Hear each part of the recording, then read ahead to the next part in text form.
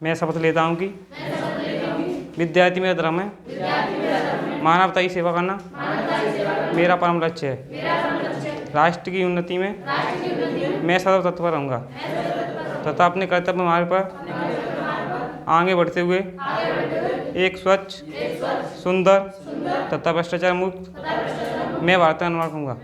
जय हिंद। तो आज हम लोग अध्ययन करेंगे क्रांतिकारी आंदोलन का दूसरा चरण है, क्रांतिकारी आंदोलन का सेकंड फेज, जो कि 1924 से 1946 तक चलता है। देखो ये ज़रूरत क्यों पड़ी, क्या बात है, बैठ जाओ, इधर बैठ जाओ, यहाँ से दिखेगा ना, इधर लिखूंगा तो चलो ठीक। तो क्रांतिकारी आंदोलन का दूसरा चरण आज हम लोग अध्ययन करेंगे। गांधी जी ने असहयोग आंदोलन को स्थगित कर दिया था, किस तारीख को? 5 फरवरी 1922 की घटना से। कौन सी घटना थी? चौरी चौरा की घटना थी। और स्थगित कब किया था? 12 फरवरी 1922 को। ठीक है, तो उस घटना के कारण जो है भारत में असहयोग आंदोलन जब कांग्रेस द्वारा स्थगित कर दिया गया, मोस्टली गांधी जी द्वारा, तो भारत में फिर जो है जो क्रांतिकारी थे उन्होंने एक नया अपना जो है एजेंडा शुरू कर दिया क्रांति का। ठीक है, तो ये सबसे प्रमुख कारण तो यही था कि असहयोग आंदोलन का स्थगित किया जाना, और जो क्रांतिकारी थे भारतीय उनको फिर जो है आज़ादी के लिए लड़ाई लड़नी है। तो इन्होंने पहले तो देख ही लिया था, फर्स्ट फेज में हमने देखा था कि किस तरीके से 1905 से जो है क्रांतिकारी चरण चलता है, और उसमें जो है बारी बारी से महाराष्ट्र, बंगाल और जो है पंजाब में क्रांतिकारी घटनाएं होती हैं, जिसमें अनुशीलन समिति और मित्र मेला जैसी जो है संस्थाएं थी, आपने पढ़ा है। तो एक तो वहाँ से इनको इंस्पिरेशन मिलता है क्रांतिकारियों को, और दूसरा इसी दौरान अगर हम विश्व की बात करें तो विश्व के नक्शे पे आप जाओ, देखो यहाँ पर जो है कोशिश करता हूँ इस बोर्ड पे बनाने का, हालांकि इस बोर्ड पे बनाने का मुझे अभ्यास नहीं है, लेकिन फिर भी देखता हूँ सही बनेगा। तो ये है आपका विश्व का नक्शा। अब यही है, डिजिटल बोर्ड होता ना तो ये सब जो है आसान हो जाता, तुरंत वहाँ से हम निकालते, पिकअप करते चित्र और डिजिटल बोर्ड पे तुरंत दिखा देते, लेकिन फिर भी चलो सब कुछ सही है। तो ये है हमारा विश्व का नक्शा। ठीक है, अब इसमें हम लोग देखेंगे कि जो है जो क्रांतिकारी आंदोलन हो रहे थे विश्व में, एक तो सबसे पहली बात रूस में रूसी क्रांति हुई थी 1917 में। 1917 में क्या हुई थी? रूस की क्रांति हुई थी। ठीक, और मिस्र जो कि यहाँ पर है, एक देश है मिस्र, यहाँ पर क्या है? मिस्र। मिस्र में भी इसी दौरान क्रांति हो रही थी। मिस्र में भी अंग्रेज थे, तो अंग्रेजों के खिलाफ यहाँ भी जो है मिस्र के लोग भी क्रांति कर रहे थे, लड़ाई लड़ रहे थे। और तुर्की में देखा ही था, तुर्की जो कि यहाँ पर था, ऑटोमन साम्राज्य भंग कर दिया गया, तो उसके खिलाफ भी जो है वहाँ पर एक खिलाफत आंदोलन चल रहा था, और वो भी किस तरीके से जो है अंग्रेज़ों से एक तरीके से मतलब क्रांतिकारी आंदोलन हो रहा था। ठीक है, तो और इसके अलावा चीन में भी क्रांति हो रही थी, चीन में भी क्रांति हो रही थी। तो ये सब उस समय की तत्कालीन परिस्थितियाँ थी, उस समय की तत्कालीन परिस्थितियाँ थी। रूस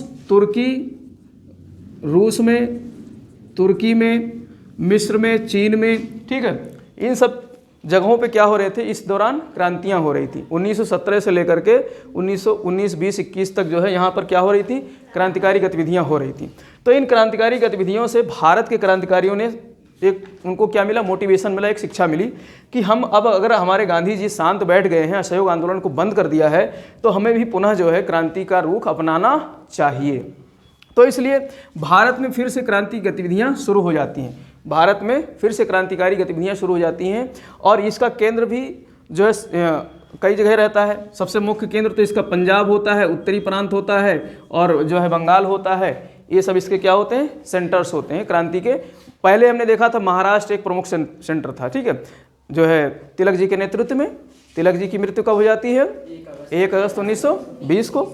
ठीक है, तो यहाँ पर जो है अब ये कुछ पुराने जो है क्रांतिकारी थे, जो पहले पीढ़ी के क्रांतिकारी थे वो भी, और कुछ नए जैसे भगत सिंह जैसे, आज़ाद जैसे, सुखदेव जैसे नए क्रांतिकारी तैयार हो जाते हैं।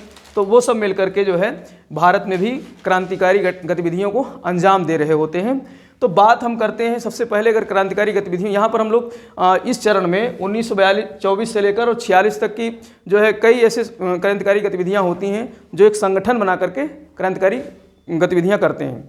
पहले भी देखा था हमने, नौजवान वो जो है महाराष्ट्र में मित्र मेला संगठन बनाया और जो है अभिनव भारत संगठन बनाया, और उसके बाद में जो है बंगाल में हमने देखा था एक कौन सा, बंगाल में भी एक संगठन बनाया था। कौन सा संगठन, क्या नाम था? अनुशीलन समिति, भूल गए? ठीक है, अनुशीलन समिति। तो ये सब संगठन थे। इन संगठनों की सहायता से क्या कर रहे थे क्रांतिकारी लोग, जो है अपने काम को अंजाम दे रहे थे। अपने एक कोई प्लेटफॉर्म होना चाहिए ना, किसी कार्य को करने के लिए कोई प्लेटफॉर्म होना चाहिए। तो इस तरीके से यहाँ भी हम देखेंगे कुछ क्रांतिकारी संगठन बनेंगे, जैसे HRA बनेगा। क्या बनेगा? HRA, Hindustan Republican association, Hindustan Republican association HRA बनेगा। फिर इसके बाद में बनेगा जो है, ये ख़त्म होगा तो इसमें बनेगा HSRA बनेगा, हिंदुस्तान सोशलिस्ट रिपब्लिकन एसोसिएशन बनेगा। ठीक है, और इसके बाद हम लोग बंगाल के क्षेत्र में देखेंगे, वहाँ पर जो है इंडियन रिपब्लिक आर्मी का गठन किया जाएगा। इंडियन रिपब्लिक आर्मी का गठन होगा कहाँ पर? बंगाल वाले क्षेत्र में। तो ये हम लोग जो है इनका अध्ययन करेंगे। ये 3 संगठनों का आज वाले क्लास में हम लोग अध्ययन करेंगे। इसके अलावा जो है जो एक महत्वपूर्ण टॉपिक है जो भारत छोड़ो आंदोलन के दौरान चलेगा, किसका? सुभाष चंद्र बोस के समय में आज़ाद हिंद फौज का, तो वो हम लोग फिर बाद में करेंगे। यहाँ पर इन 3 टॉपिक को आज हम लोग कवर करने वाले हैं। कौन कौन से? ये 4 है, Hindustan republic association, Hindustan socialist republic association और इंडियन रिपब्लिक आर्मी। ये एक आर्मी थी, क्या थी? एक सेना थी, भारतीय रिपब्लिकन सेना थी। तो इसका गठन ये तीनों अलग अलग लोगों ने किया। यहाँ से प्रश्न बहुत पूछे जाते हैं कि जो है हिंदुस्तान रिपब्लिक एसोसिएशन, इसका गठन किसने किया था? हिंदुस्तान रिपब्लिक और एसोसिएशन, ऐसे लिखा जाएगा, एसोसिएशन। ठीक है, इसका गठन किसने किया था? तो ये बात है जो है अक्टूबर 1924 की। कब की बात है? अक्टूबर 1924 की बात है। हम लोग देखते हैं भारत के मानचित्र में कानपुर का स्थान है। कौन सा स्थान है? कानपुर। कानपुर में अब सारे क्रांतिकारी क्या थे? भारत में असहयोग आंदोलन खत्म कर दिए जाने के कारण जो है सारे क्रांतिकारी कानपुर में इकट्ठा होते हैं। कहाँ इकट्ठा होते हैं? कानपुर में। ये है तुम्हारा कानपुर। तो कानपुर में क्रांतिकारियों का एक क्या होता है? सम्मेलन होता है अक्टूबर 1924 में। अक्टूबर 1924 में कानपुर में क्रांतिकारियों का एक क्या होता है? सम्मेलन होता है, जिसमें सचिंद्र नाथ सान्याल, इनके नाम याद रखना है, सचिंद्र नाथ सान्याल इकट्ठे होते हैं। ठीक है, सान्याल। और इसी में इकट्ठे होते हैं आपका जो है भगत सिंह जैसे, आज़ाद जैसे तमाम जो है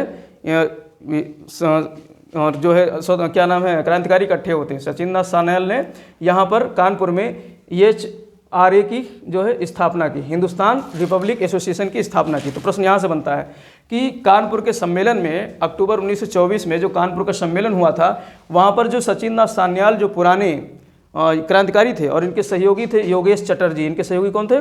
योगेश चटर्जी।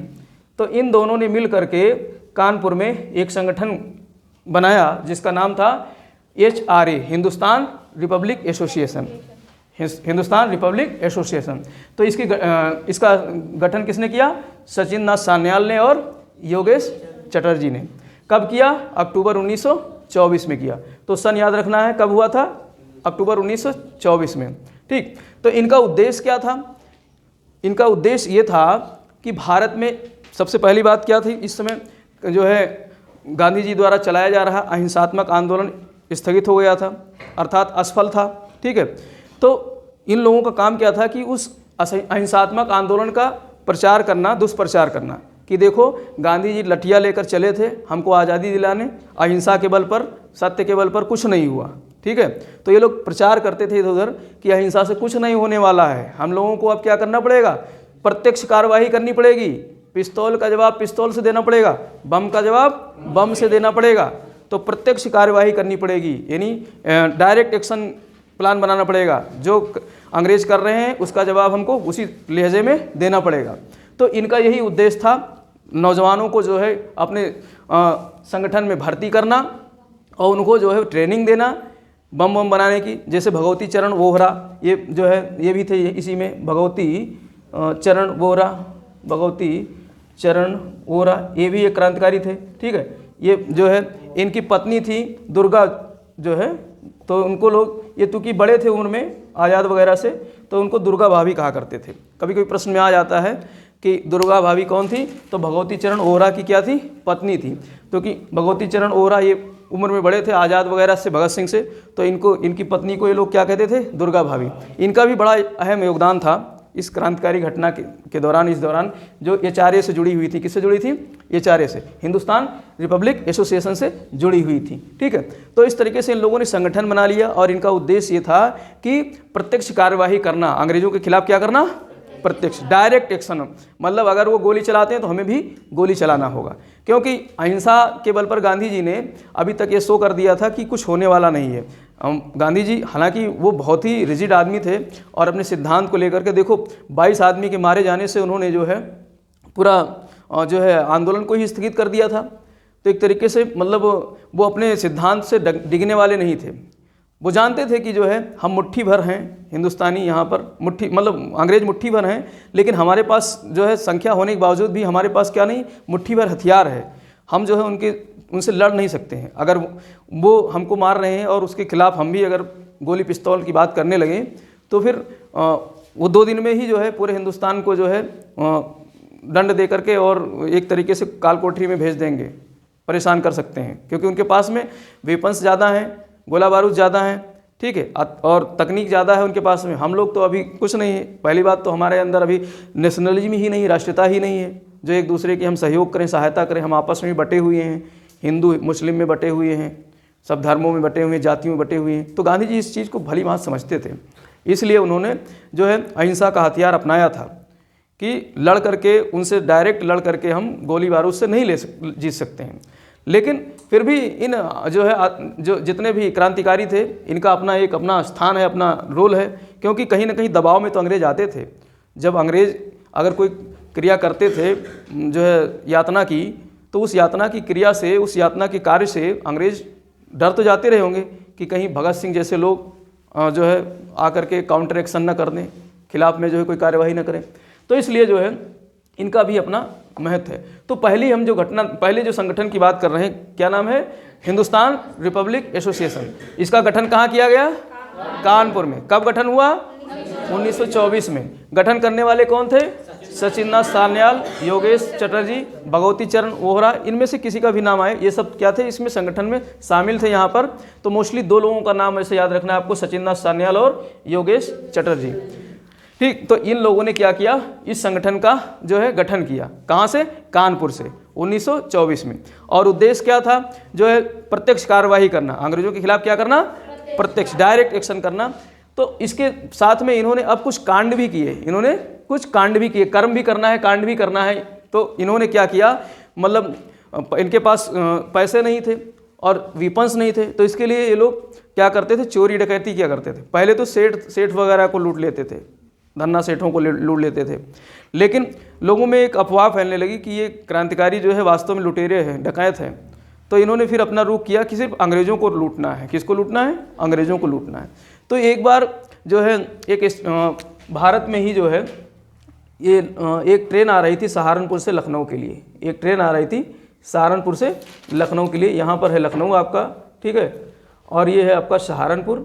तो सहारनपुर से लखनऊ एक ट्रेन आ रही थी, 8 डाउन, ट्रेन का नाम पैसेंजर ट्रेन थी, जो क्या था उसका नंबर 8 डाउन, 8 नंबर की पैसेंजर ट्रेन थी, डाउन ट्रेन थी। डाउन और अप ट्रेन आप सुन रखे होंगे, डाउन ट्रेन कौन सी होती है, अप ट्रेन कौन सी होती है। तो मुख्यालय की तरफ आती है उसको डाउन बोलते हैं, जो मुख्यालय से जाती है दूसरी साइड में उसको क्या बोलते हैं, अप ट्रेन। ठीक है, तो ये 8 डाउन ट्रेन आ रही थी कहाँ से, सहारनपुर से लखनऊ के बीच में। तो यहाँ पर एक स्टेशन पड़ता है काकोरी, लखनऊ से ही करीब 8-10 किलोमीटर पीछे एक स्टेशन पड़ता है काकोरी। अब तो खैर ये लखनऊ के अंदर ही आ गया है, तो काकोरी एक स्टेशन पड़ता है। तो इस ट्रेन में सहारनपुर से ही जो है आज़ाद, भगत सिंह, सचिंद्रनाथ सान्याल और जो है योगेश चटर्जी और शिव वर्मा, ये सब क्या हो जाते हैं, ट्रेन में बैठ जाते हैं, ट्रेन में ही बैठ जाते हैं।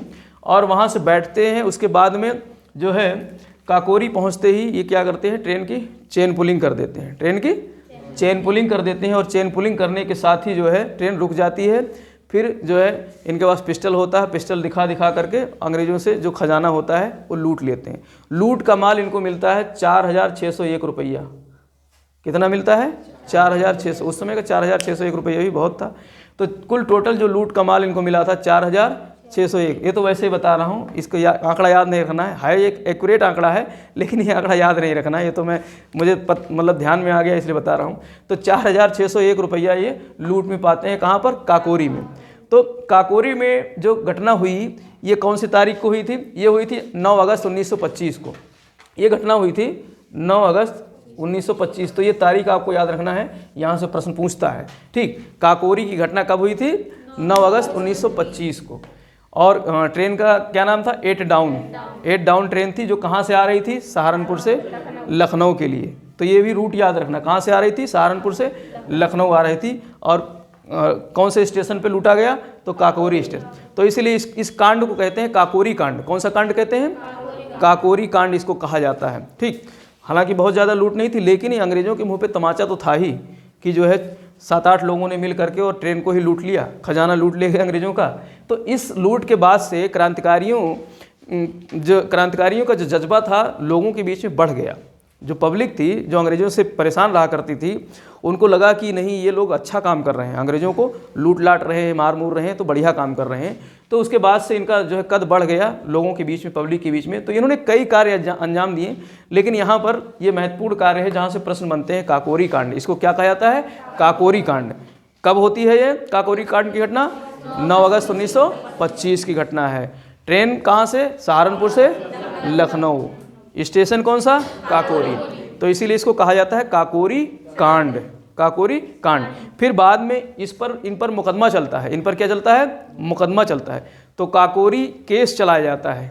काकोरी केस, इसमें लगभग जो है 27-28 व्यक्तियों को गिरफ्तार किया जाता है। चोरी करने के लिए 7-8 व्यक्ति गए थे और अंग्रेजों ने लपेटा 27-28 लोगों को। 27-28 लोगों को नामजद करके लपेटा, उनको जो है उनके खिलाफ मुकदमा चलाया। तो इस मुकदमे का नाम रखा गया काकोरी केस। क्या रखा गया? काकोरी षड्यंत्र केस। तो काकोरी षड्यंत्र केस जो है इन पर मुकदमा चलाया जाता है, जिसमें 4 प्रमुख व्यक्तियों को जो है मौत की सजा दी जाती है, फांसी। भगत सिंह कह रहा हूँ, चंद्रशेखर आज़ाद जो है वो भी एक वांछित मुजरिम रहते हैं जो भाग जाते हैं, जो उन्हीं के देख रेख में हो रहा था। काकोरी कांड का अगर कोई मुखिया था तो कौन थे? चंद्रशेखर आज़ाद जी थे। तो वो जो है यहाँ से फरार हो जाते हैं, वो पकड़ में नहीं आते, अंग्रेज़ों के पकड़ में नहीं आते हैं। लेकिन 4 लोगों को फांसी दी जाती है इस काकोरी कांड पर मुकदमा चला करके। एक तो मेरा नाम स्वयं आता है राजेंद्र लाहिड़ी का। किसका आता है? राजेंद्र लाहिड़ी का। तो राजेंद्र लाहिड़ी को गोंडा जेल में फांसी दी जाती है। कहाँ दी जाती है? गोंडा जेल में। तो ये भी प्रश्न कभी कोई पूछ लेता है, छोटी परीक्षा में बहुत पूछता है कि राजेंद्र लाहिड़ी को फांसी कहाँ दी गई थी? गोंडा जेल में। और इसके अलावा जो है फांसी दी जाती है अशफाक उल्लाह खां को। किसको? अशफाक उल्लाह खां को। ठीक है, इनको दी जाती है अशफाक उल्लाह खां को फैजाबाद में अशफाक उल्लाह खां को। और इसके अलावा रोशन सिंह, एक व्यक्ति हैं रोशन सिंह, इनको फांसी दी जाती है इलाहाबाद के नैनी जेल में। इनको फांसी दी जाती है, सेंट्रल जेल है नैनी, इलाहाबाद में क्या है? नैनी। तो नैनी जेल में रोशन सिंह को दी जाती है। और चौथे हैं आपके राम प्रसाद बिस्मिल, डॉक्टर राम प्रसाद बिस्मिल, पंडित राम प्रसाद, डॉक्टर नहीं, पंडित राम प्रसाद बिस्मिल। पंडित राम प्रसाद बिस्मिल को फांसी दी जाती है आपका गोरखपुर में। इनको दी जाती है गोरखपुर में। ठीक है, तो इस तरीके से ये 4 लोगों को फांसी दी जाती है और इनके स्थान आपको याद रखने हैं। राजेंद्र लाहिड़ी को कहाँ दी जाती है? गोंडा जेल में। अशफाक उल्लाह खां को कहाँ दी जाती है? फैजाबाद में। रोशन सिंह को कहाँ दी जाती है? इलाहाबाद में या नैनी, कुछ भी नैनी याद रखना, क्योंकि इलाहाबाद में ही एक सेंट्रल जेल है, आज भी है नैनी के नाम से। तो नैनी जेल में दी जाती है। और राम प्रसाद बिस्मिल को गोरखपुर में।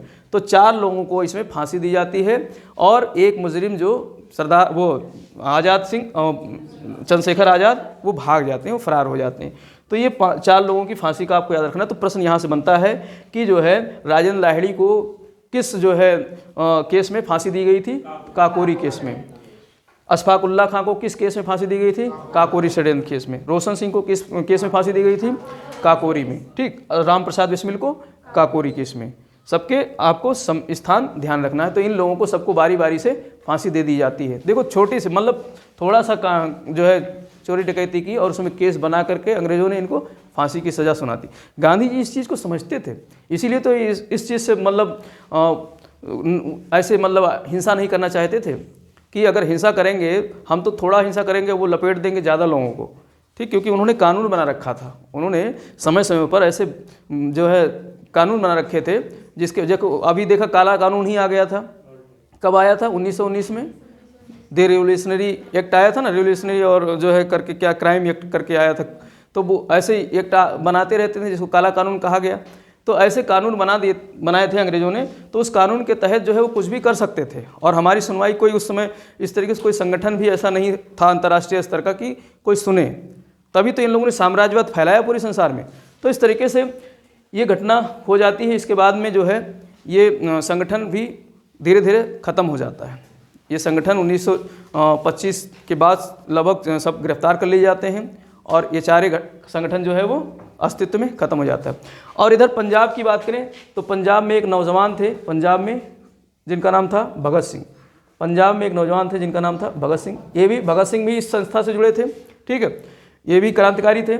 लेकिन पंजाब में इन्होंने एक जो है संगठन बनाया था, पंजाब नौजवान सभा। कौन सा सभा? नौजवान सभा। तो पंजाब नौजवान सभा किसने गठित किया?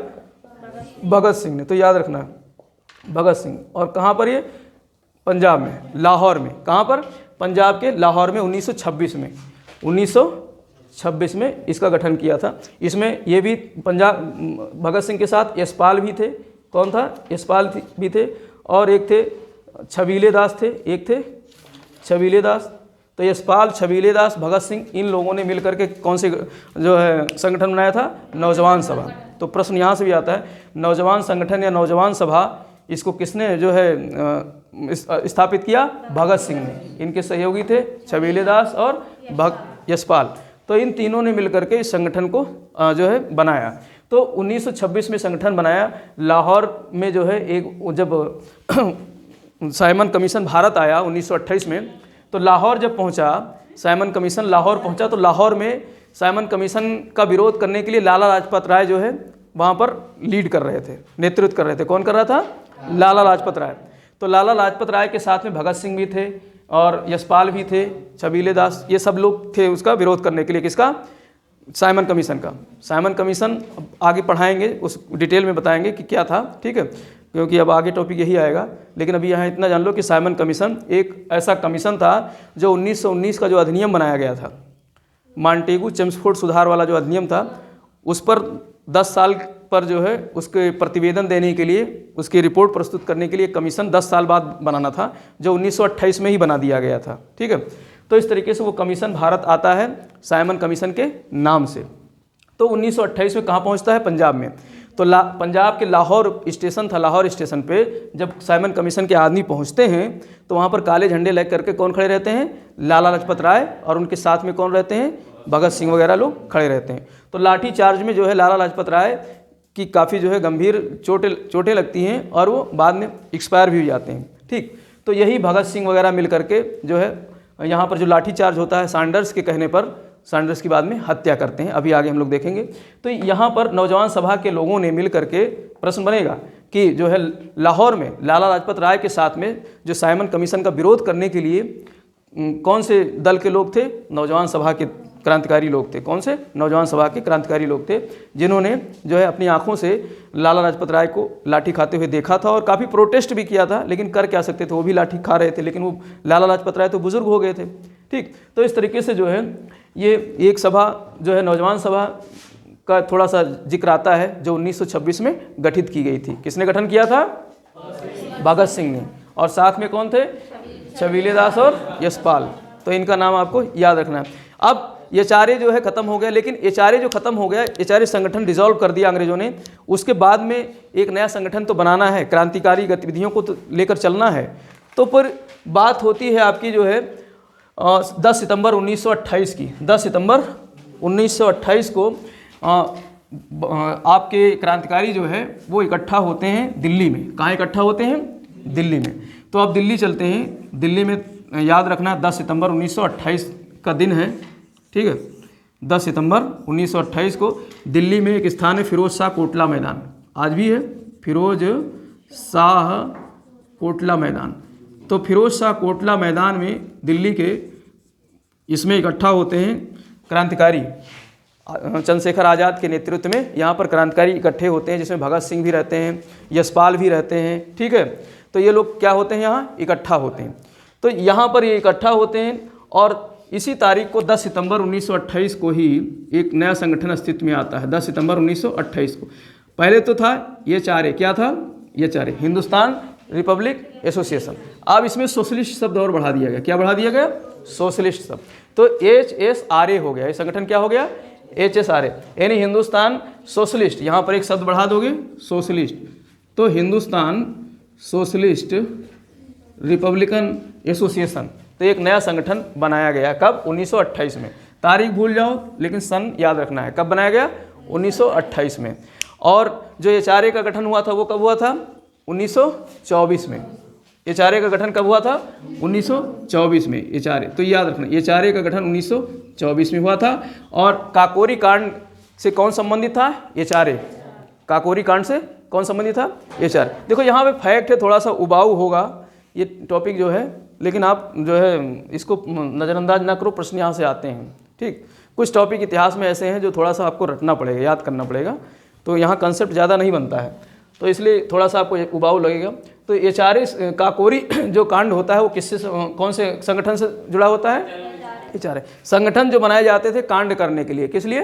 कांड करने के लिए, ठीक है। तो HRA ने कौन सा कांड किया? काकोरी कांड किया। किस तारीख किया?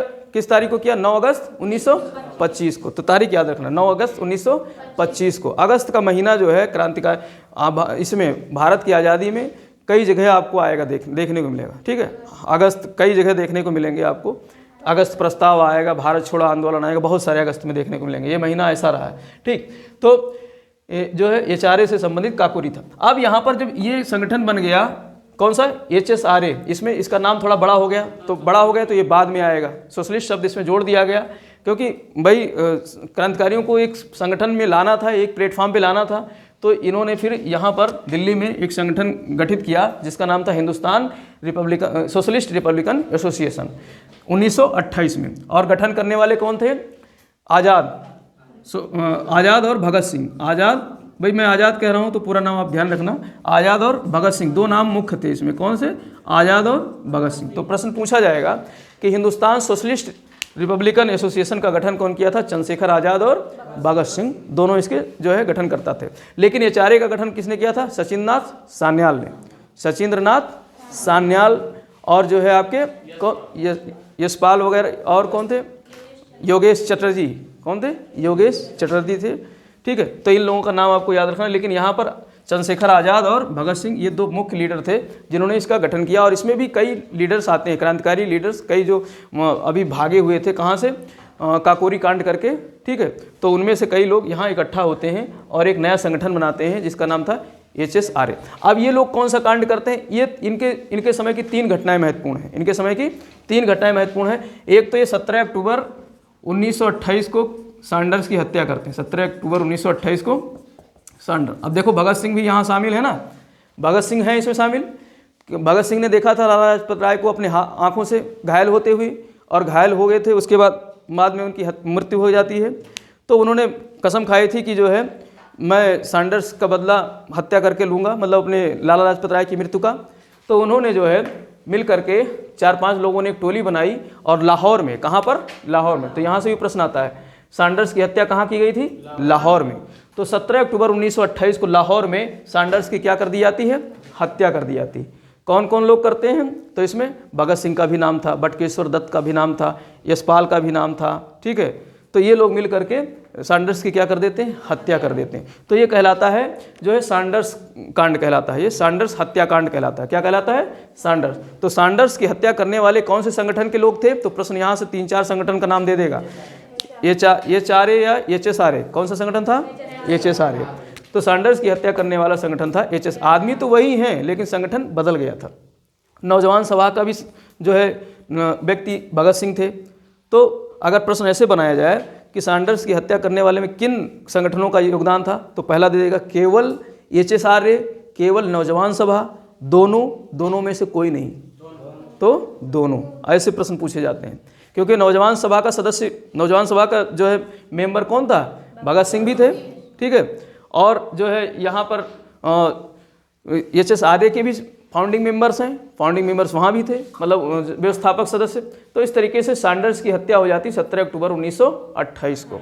एक तो ये कांड होता है किसके द्वारा, HSRA के द्वारा, ठीक है। तो याद रखना आपको, HSRA के द्वारा एक घटना ये होती है। और जो दूसरी घटना होती है, सेकंड घटना होती है, असेंबली में बम फोड़ते हैं। कहाँ पर, असेंबली में। अब सेंट्रल असेंबली में बम फोड़ रहे हैं, सेंट्रल असेंबली में बम फोड़ रहे हैं। तो सेंट्रल उस समय राजधानी कहाँ थी, दिल्ली में थी, स्थानांतरित हो गई थी 1912 में। राजधानी कहाँ चली गई थी, दिल्ली में। तो सेंट्रल असेंबली कहाँ थी, दिल्ली में थी। तो दिल्ली में यहाँ पर बम फोड़ा जाता है। भगत सिंह और किसके साथ कौन रहता है, बटुकेश्वर दत्त, भगत सिंह और बटुकेश्वर दत्त, ठीक है। तो भगत सिंह और बटुकेश्वर दत्त दो लोगों का नाम आपको याद रखना है जिनको चुना जाता है। कहाँ पर, अब जब इन्होंने मतलब सैंडर्स की गोली मार दी, हत्या कर दी, तो फिर अंग्रेज बहुत ज़्यादा बिलबिला गए थे। अंग्रेज क्या हो गए थे, बहुत बिलबिलाए हुए थे। और उन्होंने जो है मतलब छापेमारी की, आम पब्लिक को परेशान करना शुरू कर दिया, आम जनता को परेशान करना शुरू कर दिया। तो फिर क्रांतिकारी लोग कहते हैं कि इससे तो बड़ी दिक्कत होगी, तो क्यों ना हम लोग जो है गिरफ्तारी दें, अपनी सामने आए खुल करके और अपना जुर्म कबूल करें कि जो है हमने मारा है, जनता को क्यों परेशान किया जा रहा है। तो फिर इन्होंने एक रास्ता चुना कि ऐसे नहीं अपनी गिरफ्तारी देंगे, कि हम डायरेक्ट कबूल नहीं करेंगे जा करके कि हमने जो है हत्या की है। तो इन्होंने जो है असेंबली में उस समय बैठक चल रही थी, 2 कानून पास किए जा रहे थे, ठीक है, 2 कानून पास किए जा रहे थे। तो उस कानून को पास करने के लिए जो है उसी बीच में 2 लोग पहुंच जाते हैं। कौन कौन, भगत सिंह और बटुकेश्वर दत्त। और इनके हाथ में बम के गोले होते हैं और जा करके बम के गोले पटकते हैं। कहाँ पर, असेंबली में। लेकिन ऐसा स्थान चुनते हैं जो कुर्सियाँ खाली होती हैं। मारना इनका मकसद नहीं था, इनका मकसद मारना नहीं था कि हम इंसान को मार दें, क्योंकि इन्हें ये चाहते थे कि हम क्या करें, बम फोड़ करके और जो गूंगे बहरी सरकार है, गूंगे बहरे अंग्रेज़ हैं, उनको सुनाएं। तो पर्चे छपवा कर ले गए थे कि अंग्रेज़, गूंगे बहरे अंग्रेज़ों को सुनाने के लिए बम का धमाका जरूरी है। तो पर्चे छपवा के ले गए और बम फोड़ा और वहीं पर फेंक दिया पर्चों को। धुआं हुआ होगा, अगर चाहते तो भाग जाते फेंक करके दोनों लोग, लेकिन इन्होंने वहाँ से भागने का जो है यत्न नहीं किया, क्योंकि ये गिरफ्तारी कराने आए थे। तो इन्होंने अपनी गिरफ्तारी कराई। तो ये इन लोग तो सोच रहे थे कि जो है असेंबली बम कांड पर मुकदमा चलाएगी सरकार हमारे ऊपर और कारावास हो जाएगा। लेकिन यहाँ पर जो है अब सरकार तो सैंडर्स की हत्या का बदला लेना चाहती थी ना, तो सरकार ने इन लोगों को अरेस्ट किया और बाकी सारे क्रांतिकारियों को भी अरेस्ट कर लिया। HSRA के सारे क्रांतिकारियों को, ज़्यादातर क्रांतिकारी अरेस्ट कर लिए गए और सब पर चलाया गया लाहौर षड्यंत्र केस। तो तीसरा जो इसका कार्यवाही होती है, कांड बनता है, वो लाहौर षड्यंत्र केस के नाम से जाना जाता है। क्या जाना जाता है, लाहौर षड्यंत्र केस। तो लाहौर षड्यंत्र केस, अब चूंकि लाहौर में सैंडर्स की हत्या हुई थी तो उसी के नाम पर एक फाइल बनती है, केस बनता है, मुकदमा चलता है, किस नाम से, लाहौर षड्यंत्र केस। तो 3 चीज़ हम देख रहे हैं, सैंडर्स की हत्या HSRA के द्वारा, और असेंबली में बम बटुकेश्वर दत्त और भगत सिंह द्वारा, और लाहौर षड्यंत्र केस, जिस पर HSRA के जितने भी क्रांतिकारी थे उन पर क्या चलाया जाता है, मुकदमा चलाया जाता है। और मुकदमा कैसा, जो है अपराध का, कैसा मुकदमा चलाया जाता है, अपराध। और जब तक अपराध सिद्ध नहीं हो जाता तब तक अपराधी को कहाँ रखा जाता है, जेल में। तो लाहौर षड्यंत्र केस के तहत जो अपराधी थे, जो क्रांतिकारी थे, उन पर क्या चलाया गया, मुकदमा चलाया गया। तो मुकदमा जब चलाया गया तो वहाँ के क्रांतिकारी कह रहे थे, भाई हमारे ऊपर अपराध का जो है मुकदमा चला रहे हो, जब तक सिद्ध नहीं हो जाता तो हमको सामान्य राजनीतिक कैदी का दर्जा दिया जाना चाहिए। अब अपराधी का अगर दर्जा दे रहे हैं तो उनको रोज़ मारा जा रहा है, रोज़ पीटा जा रहा है, अभी तो अपराध हमारा सिद्ध तो हुआ नहीं है, तो फिर अंग्रेज ऐसा क्यों कर रहे हैं। तो यहाँ पर लोगों ने भूख हड़ताल किया, जेल में जो है लोगों ने, क्रांतिकारियों ने क्या किया, भूख हड़ताल किया। भगत सिंह वगैरह भी जेल में बंद थे, सब लोगों ने क्या किया, भूख हड़ताल किया। तो इस भूख हड़ताल में 64वें दिन जतिन दास की मृत्यु हो जाती है। किसकी, यहाँ भी प्रश्न आता है, किसकी मृत्यु हो जाती है, जतिन दास की। जो मतलब जब भूख हड़ताल करते हैं तो 64वें दिन इनकी मृत्यु हो जाती है। और ये मृत्यु का डेट होता है 13 सितंबर 1931। 13 सितंबर, हालांकि डेट याद नहीं रखना है, 13 सितंबर 1931 सन याद रख सकते हो कि जतिन दास की मृत्यु कब होती है, 1931 में, 13 सितंबर 1931 में एक लंबे भूख हड़ताल के बाद में 64वें दिन क्या हो जाती है, मृत्यु हो जाती है। ठीक है, क्यों? क्योंकि इन्होंने अपने आप को राजनीतिक कैदी का दर्जा लेने के लिए जो है अंग्रेजों से क्या किया था, भूख हड़ताल किया था। एक फिल्म भी आई थी, इस पर आप देखना जा करके। तो इन्होंने जो है मतलब यहाँ के क्रांतिकारी सब भूख हड़ताल करते हैं, जिसमें जतिन दास की मृत्यु हो जाती है। 64वें दिन में जतिन दास की मृत्यु हो जाती है 13 सितंबर 1931 में।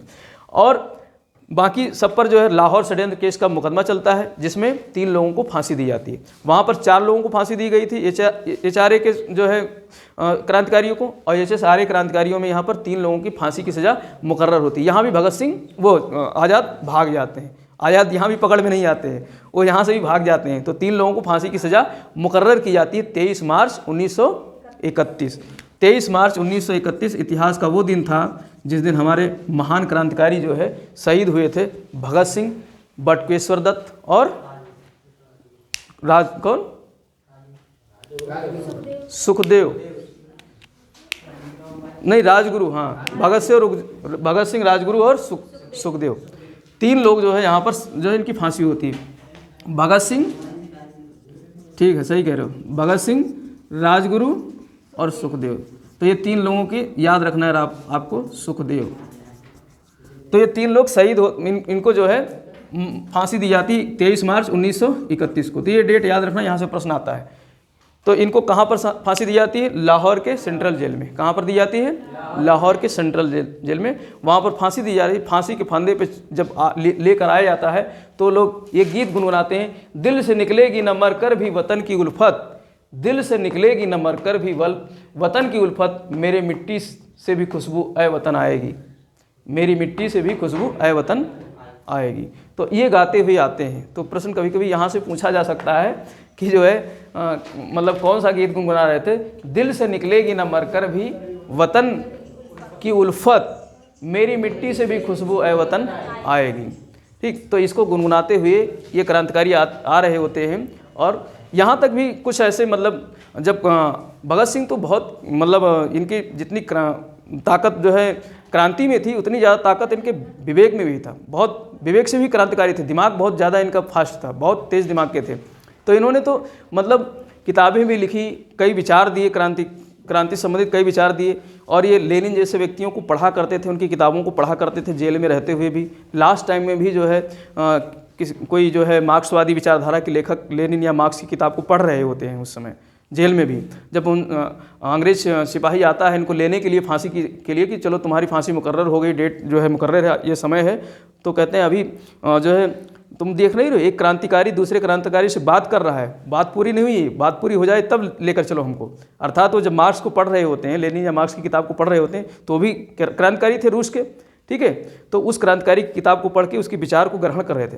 यानी मरते दम तक भी उन्होंने अपने मतलब अपने अंदर एक क्रांतिकारी को पाल कर रखा, दूसरे क्रांतिकारी से बात करते हुए किताबों के माध्यम से। तो इतने महान व्यक्ति थे। ठीक, अगर गांधी जी चाहते तो इनकी सज़ा को जो है कम करवा सकते थे, मृत्युदंड को कारावास में, आजीवन कारावास में बदलवा सकते थे। देखेंगे अभी आगे चल करके जब गांधी जी का टॉपिक आएगा तो वहाँ पर हम परिस्थितियाँ देखेंगे क्यों नहीं ऐसा किया उन्होंने, और कर सकते थे अगर चाहते तो। गांधी इरविन समझौता हुआ था, उस समझौते में इनकी फांसी की सज़ा को कम करवा सकते थे, लेकिन उन्होंने क्यों नहीं किया, तो उसकी क्या मजबूरी थी वो सब हम लोग वहाँ डिस्कस करेंगे। ठीक है, तो यहाँ पर जो है इनको फांसी हो जाती है। किन किन लोगों को? भगत सिंह को, राजगुरु को और सुखदेव को। डेट क्या था? 23 मार्च 1931। अभी एक भागा हुआ मुजरिम था इनके नज़र में, हम लोगों की नज़र में तो क्रांतिकारी थे। कौन? चंद्रशेखर आज़ाद। और वो भाग कर गए हुए थे कि जो है किसी तरीके से जो हमारे क्रांतिकारी बिछड़ गए हैं, इधर उधर भागे हैं, जेल में हैं, उनको किसी तरीके से जेल से बाहर लाया जाए, कोई ऐसा वकील ढूंढा जाए, मुकदमा कराया जाए। तो HSRA के जो है संगठन को मजबूत करने के उसमें लगे हुए थे। कौन? चंद्रशेखर आज़ाद। और वो इलाहाबाद में थे उस समय, जिस दिन इनकी जो है मुठभेड़ हुई थी, उस दिन वो कहाँ थे? इलाहाबाद। इलाहाबाद के एल्फ्रेड पार्क में। आज भी इलाहाबाद में एल्फ्रेड पार्क है। तो उस एल्फ्रेड पार्क में जो है यशपाल के साथ में और कुछ क्रांतिकारी थे, उनके साथ में क्या कर रहे थे? मंत्रणा कर रहे थे कि किस तरीके से हम अपने क्रांतिकारियों को जो है सज़ा कम कराया जाए और उनको जो है माफ़ी दिलवाई जाए, या फिर जो है उनको बाहर निकाला जाए, फिर हम अपनी क्रांतिकारी गतिविधियों को आगे बढ़ा सकें। तो वो दिन था जो है आपका फरवरी, कौन सा जो है 27 फरवरी 1931, यानी 27 फरवरी 1931 यानी भगत सिंह की फांसी से पहले 27 फरवरी 1931 का दिन था। और इस दिन जो चंद्रशेखर आज़ाद थे वो कहाँ पर थे? पार्क में थे, एल्फ्रेड पार्क में, इलाहाबाद के एल्फ्रेड पार्क में यशपाल वगैरह के साथ में बैठ करके मंत्रणा कर रहे थे। तभी किसी ने सूचना दे दी कि आज़ाद पार्क में बैठा हुआ है, और पुलिस वहाँ पहुँच जाती है और चारों तरफ से घेर लेती है। तो चारों तरफ से घेर लेती, गोला बारूद चलता है। यशपाल को तो इन्होंने पीछे से निकाल दिया कि तुम निकल जाओ यहाँ से। तो यशपाल तो निकल जाते हैं, और जब इनके बंदूक में आखिरी कारतूस बचती है तो उसे लोड करते हैं और स्वयं सुसाइड कर लेते हैं, आत्महत्या कर लेते हैं। क्योंकि इन्होंने कहा था कि अंग्रेजों की कोई भी गोली नहीं बनी है जो मेरी जान ले सके, जो मुझे मार सके। तो उस पर अटल रहने के लिए इन्होंने सुसाइड कर लिया था, अपनी ही गोली से, अपने ही रिवाल्वर से आत्महत्या कर ली थी। तो भगत सिंह ने कब आत्महत्या कर ली? वो भगत सिंह कह रहा हूँ, चंद्रशेखर आज़ाद ने 27 फरवरी 1931।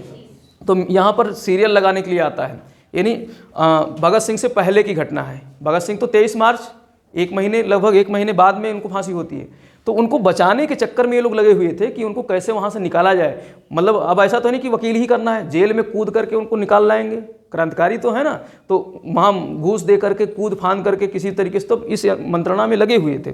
तो 27 फरवरी को मुठभेड़ में ये मारे जाते हैं। तो इस तरीके से ये पूरा जो है यहाँ पर अंग्रेज़ों ने HSRA का गेम पूरा ख़त्म कर दिया। तो HSRA ख़त्म हो गया, कमज़ोर हो गया। लेकिन यशपाल जो गए थे अब भाग करके पंजाब जाते हैं, फिर वहाँ से HSRA को संगठित करते हैं, चलाते हैं, लेकिन चलता नहीं, क्योंकि वो जो महत्वपूर्ण लीडर्स थे वो तो सब पकड़े गए थे, मारे गए थे। तो बाद में कभी कोई प्रश्न आ जाता है कि भगत सिंह और इन लोगों के मरने के बाद में HSRA का अध्यक्ष या जो उसका मुखिया कौन बना? तो यशपाल बने, क्रांतिकारी यशपाल। अभी प्रश्न कभी आया नहीं है, लेकिन हो सकता है आ जाए कभी परीक्षाओं में, छोटी मोटी जो है परीक्षाओं में आ सकता है। तो इस तरीके से जो है ये पूरा संगठन यहाँ पर ख़त्म होता है। अब एक संगठन है आपका कहाँ पर? बंगाल के संगठन की बात करते हैं। बंगाल में जब गांधी जी ने असहयोग आंदोलन को ख़त्म किया था, तो उस समय एक सूर्यसेन नाम के व्यक्ति थे बंगाल में, वो अपना असहयोग आंदोलन में बढ़ चढ़ कर हिस्सा ले रहे थे। लेकिन जब असहयोग आंदोलन बंद हो गया तो राष्ट्रीय शिक्षा को बढ़ावा दिया गया था ना, कि लोग स्कूलों में पढ़ाएंगे भारतीय व्यक्ति। तो सूर्यसेन भी जो है बच्चों को पढ़ाने के लिए वहाँ पर अपना स्कूल खोल लिए और पढ़ा रहे थे। तो उनको मास्टर दा भी कहा जाता है। सूर्यसेन को क्या कहा जाता है? मास्टर दा। उन्होंने इंडियन रिपब्लिक आर्मी का गठन किया। उन्होंने एक सेना बनाई, इंडियन रिपब्लिक आर्मी। तो उस आर्मी का गठन किया 1930 में। 1930 में किसने? सूर्यसेन ने। तो इनसे भी कभी कोई प्रश्न आ जाता है, क्यों सूर्यसेन ने इंडियन रिपब्लिक आर्मी का गठन किया। तो ये इनका मकसद क्या था कि जो है अंग्रेज़ों से क्रांतिकारी गतिविधियां अंग्रेज़ों के खिलाफ करना। लेकिन अभी जो है ये चूँकि मास्टरी कर रहे थे, पढ़ा रहे थे, असहयोग आंदोलन बंद होने के बाद में जो है, तो इनको मास्टर दा भी कहा जाता है। किसको? सूर्यसेन को।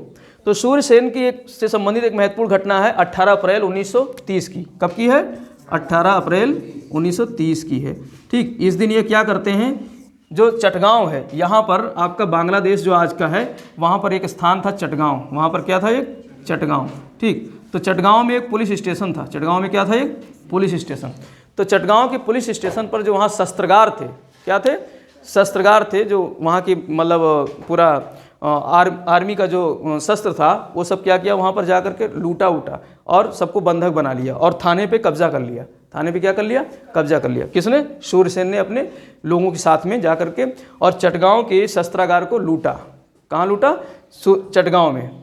तो इसको जाना जाता है चटगांव शस्त्रागार कांड। किस नाम से? चटगांव आर्मरी या चटगांव शस्त्रागार का जो है कांड के नाम से जाना जाता है। जो कब की घटना है? 18 अप्रैल 1930 में। तो यहाँ पर इन्होंने सिर्फ लूटा ही नहीं था, बल्कि यहाँ पर इन्होंने एक अस्थायी सरकार का भी गठन कर दिया था। स्वयं उसके राष्ट्रपति बन गए थे। स्वयं क्या बन गए थे? राष्ट्रपति। तो चटगांव में इन्होंने अस्थायी सरकार, प्रश्न पूछेगा भाई हमने अफगानिस्तान में देखा था, अफगानिस्तान में एक अस्थायी सरकार किसने गठित किया था? राजा महेंद्र प्रताप सिंह ने। और चटगांव में किसने एक अस्थायी सरकार की जो है अस्तित्व में लाया था? सूर्यसेन ने। तो कुछ समय तक जो है पुलिस थाने पे कब्जा वब्जा करके और वहाँ पे सरकार का भी गठन कर दिया। ठीक है, तो स्वयं उसके राष्ट्रपति भी बने थे। तो उनको बाद में गिरफ्तार कर लिया जाता है। किसको? सूर्यसेन को, मास्टर दा को। और उन्हें फांसी हो जाती है 12 जनवरी 1934 को। 12 जनवरी 1934 को फांसी हो जाती है। ठीक, तो इनको फांसी होती है। ये समय सन याद रखना, बस तारीख नहीं याद रखना, नहीं पूछा जाता तारीख।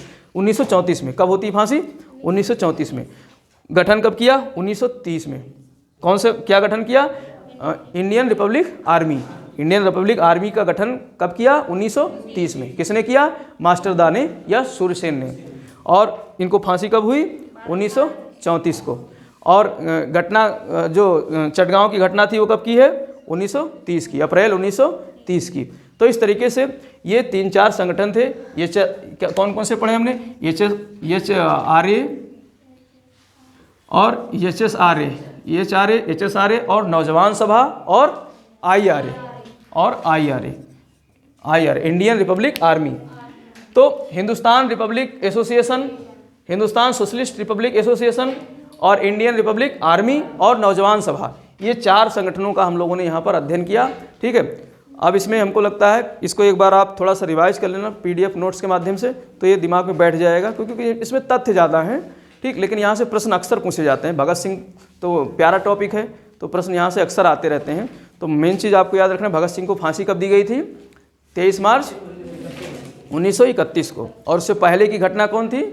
आज़ाद की आत्महत्या की कब किया था? 27 फरवरी 1931 को, यानी 1 महीने, लगभग 1 महीने पहले की। और जतिन दास की मृत्यु कहाँ हुई थी? जेल में हुई थी। कैसे? भूख हड़ताल से। कब हुई थी? कितने दिन बाद हड़ताल के? 64वें दिन। ठीक है, तो हड़ताल क्यों कर रहे थे? हड़ताल क्यों किया था? राजनीतिक कैदी का दर्जा पाने के लिए, राजनीतिक कैदी का दर्जा पाने के लिए, क्योंकि अभी जो है हमारे ऊपर आरोप सिद्ध नहीं हुए हैं। और आरोप क्या लगाया गया था?